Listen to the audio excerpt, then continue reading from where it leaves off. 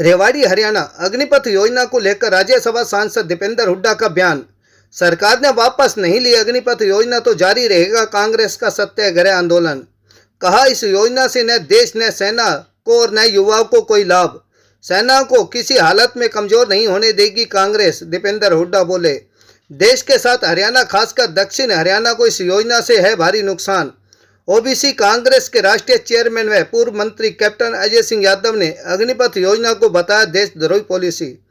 कहा, पहले किसानों ने तोड़ा मोदी का अहंकार, अब तोड़ेंगे नौजवान।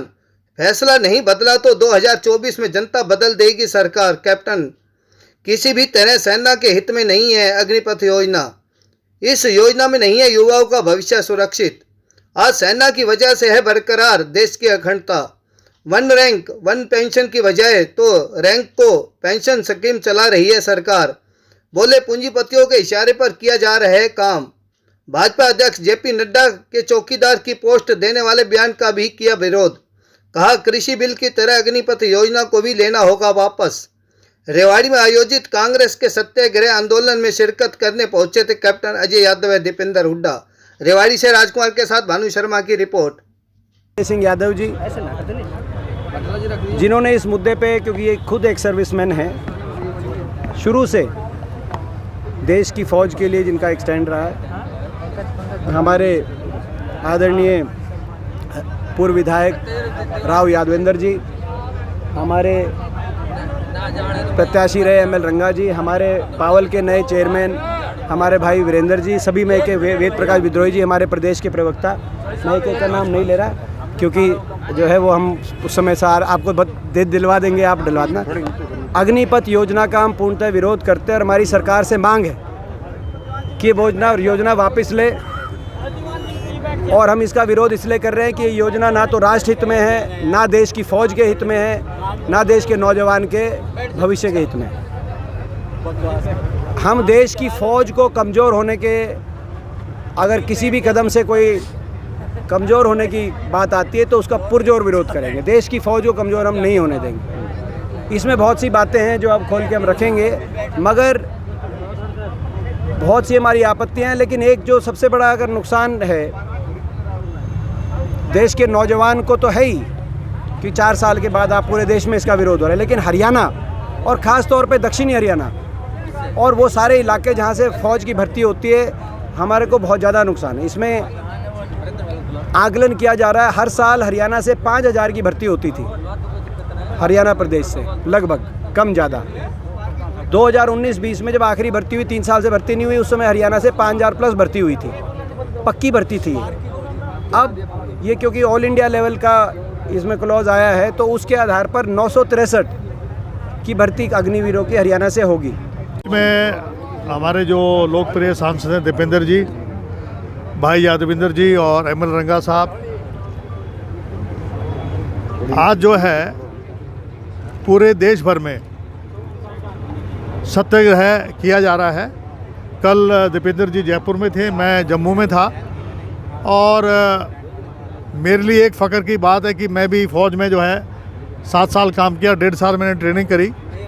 मेरा यही कहना है कि ये जो पॉलिसी है देशद्रोही पॉलिसी है, ये सेना के हित में नहीं है। जो जवान शौर्य के लिए, सम्मान के लिए, बलिदान के लिए फ़ौज में जाता था, जो लोग कुर्बानी देते हैं उनकी प्रतिमा जो है लोग गाँव में लगाते हैं, उनके नाम से स्कूल और उनके नाम रखे जाते हैं। उनके साथ जो ये जुल्म किया जा रहा है, देखो 4 साल में से 120 दिन तो आप देख लीजिए उनकी ट्रेनिंग पे लग जाएंगे, और 460 दिन उनकी छुट्टियों के, 1120 दिन केवल नौकरी करेगा। तो जो नौजवान जो ठेके पर रहेगा वो गिनती शुरू कर देगा कि मेरे 1000 से शुरू होगा, 1-2 करके, तो उससे जो है जो मनोबल गिरेगा और उसका फ्यूचर जो है वो सुरक्षित नहीं है। आर्मी अफसर जो हैं वो तो हैं परमानेंट, और उनके नीचे जो जवान हैं वो हैं ठेके पे। 16 लाख जो है हमारे जवान, अगर इस प्रकार से भर्ती होती रही तो 15 साल के बाद 6 लाख रह जाएंगे। चीन हमारी सरहद में आके बैठ गया है। अगर इस फौज को कमज़ोर कर दिया, हमारा देश अखंड अगर एक है तो फौज की वजह से है, उनके शौर्य की वजह से है। तो मेरा ये कहना है कि इस सरकार को ये योजना तुरंत वापस लेनी चाहिए। ये देश हित में नहीं है, ये युवकों के हित में नहीं है जो खून पसीना बहाकर सुबह 4 बजे दौड़ते हैं। उनकी परिवार के लोग कहाँ रहेंगे?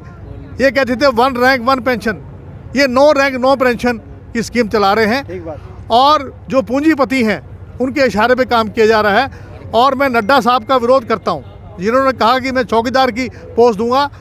ये मैं सैनिक हूँ, कैलाश वर्गीय, मेरी छाती पे ये चोट लगी है क्यों, मैं खुद फौज में रहा हूँ। तो हम इसका विरोध करते हैं और मैं समझता हूँ कि देखिए, सुबह का भटका हुआ शाम को आ सकता। कृषि बिल इन्होंने वापस लिए, इन्होंने किसानों का वो किया, व्यापारियों किया। तो मेरा ये कहना है कि युवाओं का और सैनिकों का जो अपमान किया है, इस अग्निपथ योजना को वापस लें। कैप्टन साहब, युवाओं का गुस्सा देखा, अब कांग्रेस सत्याग्रह कर रही है, क्या लगता है सरकार कुछ फैसला बदलेगी या हटदरमिता चलती रहेगी? देखिए, ऐसा है, अगर सरकार नहीं बदलेगी तो लोग बदल देंगे इनको। प्रधानमंत्री मोदी जी जो हैं उनको ये समझना चाहिए, अहंकार ज़्यादा अच्छा नहीं होता है। उनका अहंकार किसानों ने तोड़ा था, अब यहाँ के नवयुवक तोड़ेंगे। लोग भर्ती की जाएंगे ज़रूर, लेकिन उसका जो खमियाजा जो है वो 2024 में मोदी जी भुगतेंगे। कैप्टन साहब, आखिरी सवाल के अगला कदम क्या होगा आपका?